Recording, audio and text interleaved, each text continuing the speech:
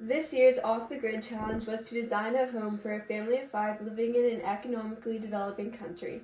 The house must be designed in an area that has no access to power grid and must solve one other problem that is specific to the area where the house is being built.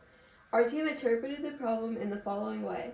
For our off-the-grid design, we wanted to create and design a home for a family living in a non-developed country that didn't have any heat, fresh water source, or electricity.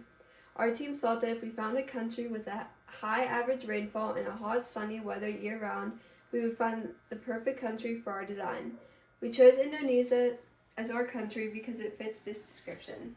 Power for the house will come from a combination of solar energy and hydroelectric power. Sun will provide energy to the solar panels that are attached to the roof of the house. The DC voltage that is produced will then travel to the basement of the house where the battery is stored. In the basement there will be a power converter that will change the voltage from DC to AC, which is needed to power the house. An additional power source will come from the stream that runs downhill and turns the water wheel near the house. There is also a generator near the water wheel. Both of these have a gear that will spin as the water makes it go downstream. The gears turn the generator, which also will produce DC volts that will go to the battery storage. Water from the house will be captured by a spring at the top of the hill. The spring will be covered to prevent contamination. As long as the spring is covered, research shows that contamination will not occur due to purification from the earth. Once in the spring, the water will enter a pipe, then a cistern, which is a holding tank. The cistern contains 2 additional pipes at different heights. One pipe contains the water that comes in from the spring, which will run downhill into the house. The second pipe is placed at a higher level so as to catch the overflow water. The overflow water runs down the stream and provides additional water for electricity.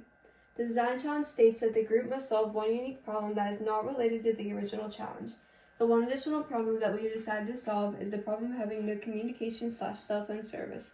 Our team came up with an idea that making a Wi-Fi antenna to have cell phone service and communication to the outside world while still being on a budget. We got inspiration from YouTube from a family living off the grid with no cell phone service. The Wi-Fi antenna is made out of a 10x24 all-thread nuts and different sized washers. We connected the Wi-Fi antenna to the house with a coax cable that we bent, cut, and taped on the grass.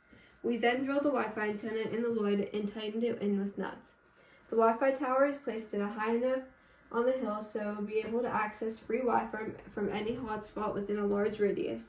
Once signal is found, the Wi-Fi antenna will send signal through the cables into the modem in the house.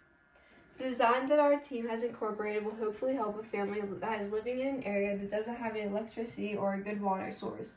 Our team systems that we came up with will hopefully inspire many families living in a house on a budget to have an idea of what they need to get a fresh water source, heated water, electricity, cell phone service, and more.